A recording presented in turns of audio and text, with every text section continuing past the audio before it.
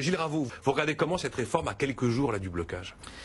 Moi, ce qui me pose un énorme problème actuellement, et c'est quelque chose qui m'obsède en fait, c'est le problème de la connaissance. C'est-à-dire que ce qui est très impressionnant aujourd'hui, c'est que, évidemment, par rapport à l'époque où j'ai commencé mes études d'économie, on a un accès aux données, aux statistiques, qui est absolument sidérant.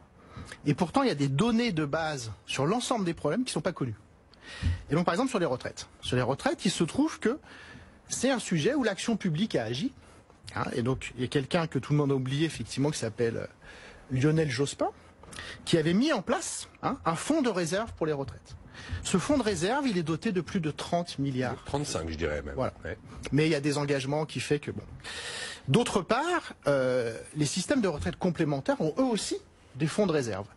Et le président du Conseil d'orientation des retraites, qui est censé être quand même la personne qui connaît le mieux l'état des retraites en France, nous dit ces fonds de réserve, leur total c'est 116 milliards d'euros. Donc au bas mot, on a en tête aussi. voilà, au bas mot, on a 150 milliards de réserves pour les retraites. Il y a un petit problème, Gilles, dans votre. Non, mais continuez. Et alors j'ai pas fini. Qui se souvient de la CADES? Moi. Bah oui. 96, On suit au sujet, création de la Caisse d'amortissement de la dette sociale financée par la CRDS, la contribution au remboursement de la dette sociale dont la durée de vie a été prolongée en théorie et ne peut plus être prolongée au-delà de 2024. 20 sur 20. Hein. Élève dose, vous avez les félicitations du jury. Merci. Donc en 2024, effectivement, la CADES... Mais attendez, j'ai pas présenté les autres en fait. Non, mais attendez, je finis, parce que c'est quand même On incroyable. sait même pas qui est Gilles Ravaud là pour l'instant. Oui, mais c'est pas grave. Ça n'a aucune espèce d'importance. Parce que ça, c'est une chose, l'information chacun peut vérifier sur Internet facilement. Donc la CADES, effectivement, aura fini de rembourser la dette de la Sécu en 2024 et dégagera au minimum encore 24 milliards d'euros. Le président de la CADES... dégagera 24 milliards. Mais oui, Jean-Louis Ray déclare: aucun gouvernement n'a eu à arbitrer une telle manne.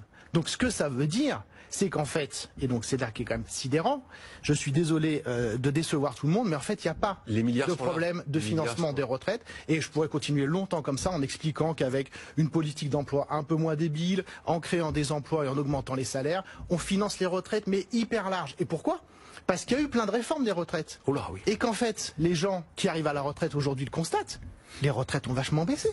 Et en fait, le vrai problème des retraites, c'est la pauvreté des vieux, qui va arriver de façon évidente dans les prochaines années.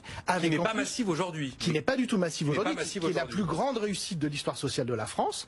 Parce qu'avant, quand on était vieux, soit on avait du patrimoine, soit on était pauvre, et la grande majorité des gens étaient pauvres. La première réussite de notre système social, c'est qu'on a un taux de pauvreté parmi les vieux, qui est effectivement un des plus bas du monde et un des plus bas de l'histoire, évidemment.